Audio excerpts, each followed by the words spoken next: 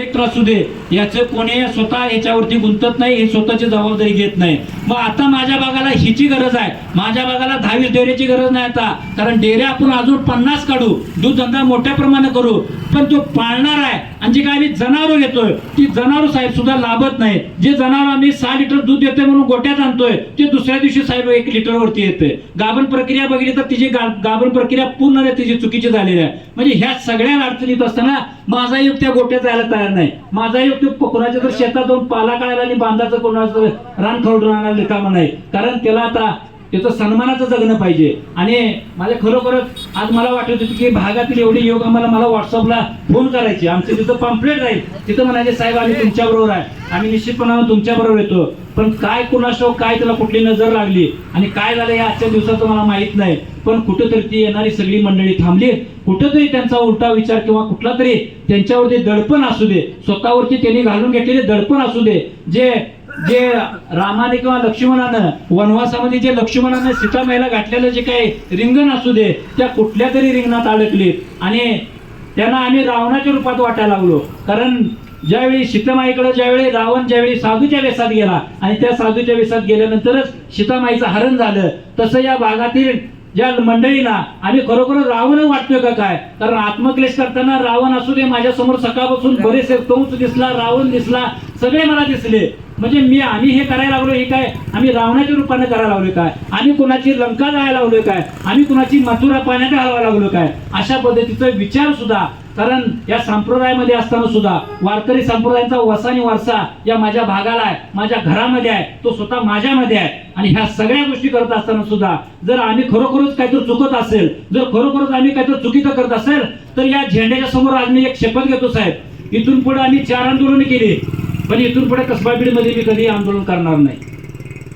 हा माझा प्रणच आहे. कारण ज्या महादेवराव पाटलांनी इथं जो काही झेंडा उभा केला, जो संघर्ष केला, या बिडामध्ये आजपासून माझा संघर्ष खरोखर संपलेला असेल. या बिडासाठी जर इथं बसून जर आम्हाला कोण दाद देत नसेल, इथं बसून कुठला आमदार असू दे, खासदार असू दे, आम्हाला जर दाद देत नसेल, तर निश्चितपणानं आज तो आमची झोप उडवतोय. आता इथून पुढे त्या राजकारणामध्ये असू दे किंवा समाजकारणामध्ये असू दे, आमच्या या माझ्या करवीरच्या या पश्चिम भागाच्या विकासामध्ये आमच्या स्वप्नांच्या मध्ये जर कोण अडवत असेल, तर निश्चितपणाने तिची आम्ही झोप उडवल्याशिवाय राहणार नाही. आणि ही झोप अशी उडवेल की हा भाग सुजलाम सुफलाम झाल्याशिवाय आम्ही सुद्धा डोकं आम्ही या धरणीला टेकणार नाही, आम्ही सुद्धा फुकटीतून मरून जाणार नाही. कारण ह्या गोष्टी करत असताना सुद्धा आमची तळमळ आहे, आम्ही स्वतःचं आयुष्य खर्च करायला लागलोय, आम्ही कुणाच्या इशाऱ्यावरती नाचत नाही, आम्ही कुणाच्या इशाऱ्यावरती कुणाला नाचवत नाही.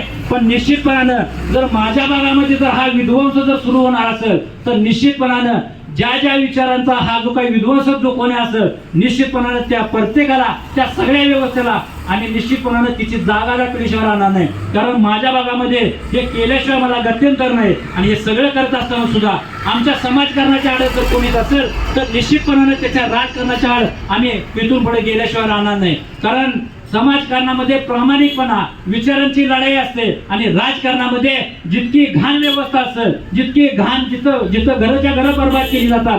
तरुण पिढी आम्ही साहेब काय विचार द्यायला लागलो, आज आम्ही तरुणाला बोलवायला लागले की बाबा या विकासासाठी, तुझ्या पैशासाठी, तुझ्या भविष्यासाठी इथे ये. आम्ही कुठल्या प्रचारासाठी, आम्ही कुठल्या इतर गोष्टीसाठी त्याला बोलवत नाही, त्याला गुंतवत नाही. आम्ही स्वतः याच्यामध्ये गुंतलोय, पण आम्ही कुणाला गुंतवलेलं नाही. निश्चितपणानं आम्ही ह्या गोष्टींमध्ये सुद्धा या गोष्टी आम्ही केल्याशिवाय राहणार नाही. साहेब ह्या 10 दिवसात आम्ही 42 ते 43 गावात फिरलोय. या गावची व्यवस्था अवस्था आम्हाला सगळ्यांना माहिती आहे. आज सगळी दयनीय अवस्था आहे आणि ही दयनीय अवस्था असून सुद्धा इथं दडपच्या गेली दडपण फक्त इथं बघायला मिळतं. घरामध्ये फरशी बघायला मिळते, टीव्ही बघायला मिळते, पुट्टी घराला मिळते, स्लॅबची घरं बघायला मिळतात. पण ही सगळी दडपणाखाली आहेत, की कुणाच्या कुठंतरी कुठल्या तरी एखाद्या आर्थिक भानगडीत सापडलेले आहेत. निश्चितपणानं आम्ही हे सगळं आंदोलन करत असताना, कारण आम्ही सातत्यानं 5 वर्ष हे आंदोलन करतोय. आता गाव साहेब मला फळ्यात काढेल, आज हे मांडव घालायचा का नाही हे सुद्धा मोठा प्रश्न होता. पण एक मनात कुठली इच्छा असते, माझ्या भागासाठी एकदा नाही, 2 वेळा नाही, 3 वेळा नाही, 4 वेळा नाही, 5 वेळा नाही, हा आमचा पंचप्राण आता इथं संपलेला आहे. आणि हे निश्चितपणानं या बिडामध्ये आता कुठली आंदोलनं नाहीत. जी आंदोलन होतील आज आम्ही तर आझाद झेंड्याजवळ बसलोय. निश्चितपणानं पुढच्या येणाऱ्या काळामध्ये या मागण्यांसाठी जो माझा आमदार इथं काम करू शकत नाही, जो माझा खासदार तिथं पोचवू शकत नाही, जो आमचं म्हणणं जी आमची ही गोष्ट आहे तो तिथं पोचवू शकत नाही, जिथं ही माझी गोष्ट पोचणार आहे, जिथं माझा आवाज पोचणार आहे त्या आझाद मैदानावरती इथून पुढचे आम्ही आंदोलन केल्याशिवाय राहणार नाही. आणि या माझ्या भागाच्या विकासासाठी आणि ह्या विकासाच्या समृद्धीसाठी ह्या संघर्ष माझा हा इथला लहान संघर्ष होता, ही बिडातली हे काही दिवा होता. आता ही आम्ही मशाल निश्चितपणानं मुंबई असेल किंवा दिल्ली असेल, तिथले कॅबिनेट मंत्री असतील, मुख्यमंत्री असतील किंवा पंतप्रधान असतील किंवा ती काही केंद्रीय मंत्री असतील, निश्चितपणानं यांना आम्ही इथं हे प्रोजेक्ट केल्याशिवाय राहणार नाही. आणि ह्याचं श्रेय आम्ही स्वतः घेणार नाही, कुणाला घेऊन देणार नाही. कारण एखादा प्रोजेक्ट टाकत असताना तो या पब्लिकचा पैसा असतो, तो या सगळ्या भारतीय वासियांचा पैसा असतो. तो कुठल्या नेत्याचा पुढाऱ्याचा फोटो नसतो की त्यानं 4x8 बोर्ड लावावं आणि त्याचं श्रेय घ्यावं. निश्चितपणाने आम्ही तसं काही इथं घडू देणार नाही. कारण हे केलं तर प्रशासनाच्या माध्यमातून होईल, हे केलं तर शासनाच्या माध्यमातून होईल. आणि शासनाच्या चांगल्या निर्णयाच्या माध्यमातून जे काही चांगली व्यक्ती वरती बसलेले आहेत, ज्याला खरोखर भारताचा विकास करायचा आहे, ज्याला महाराष्ट्राचा विकास करायचा आहे, ज्याला गावातल्या प्रत्येक कुटुंबाचा विकास करायचा आहे, निश्चितपणानं त्या विचारांशी सहमत राहून आम्ही हे इथून पुढचं कार्य साहेब आम्ही करू.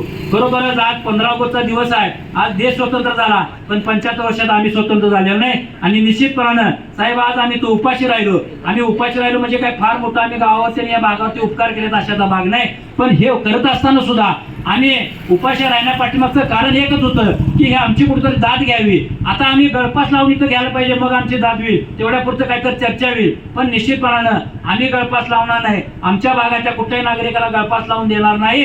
जो आमच्या या औद्योगिकरणाच्या आडवा येईल, निश्चितपणानं त्याच्या सगळ्या चुकीच्या कारकिर्दीला गळपास लावल्याशिवाय आम्ही राहणार नाही. आणि ह्या झेंड्याच्या शपथ घेऊन आम्ही सांगतो, इथून पुढे आम्ही शांततेच्या पद्धतीनं विचारांच्या पद्धतीनं गेलोय.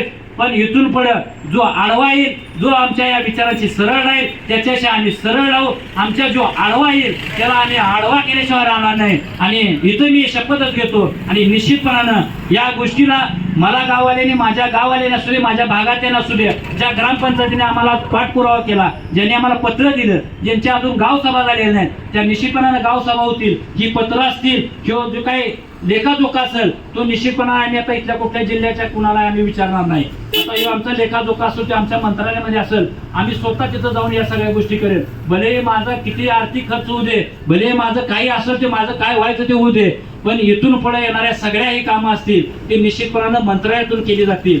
नागरिकांना ज्याला वाटतंय या भागामध्ये MIDC व्हावी, ज्याला वाटतंय, ज्या गावातल्या एखाद्या चांगल्या होतकरूला समाजकारण्याला वाटते की ह्या गावामध्ये खरोखरच तिथे MIDC व्हावी, त्यानं स्वतः आंदोलन चालू करावे, त्यानं स्वतः विरोध चालू करावा, त्यानं स्वतः मागणी करावी. आणि ह्या सगळ्या गोष्टीला स्वतःहून त्यांनी बळ घ्यावं. निश्चितपणाने ज्यांना ज्यांना गरज असेल तिथं हा मुकुंद पाटील दिवस रात्र उभा असेल. पण मी स्वतः आता कुठली या बिडामध्ये आंदोलन करणार नाही.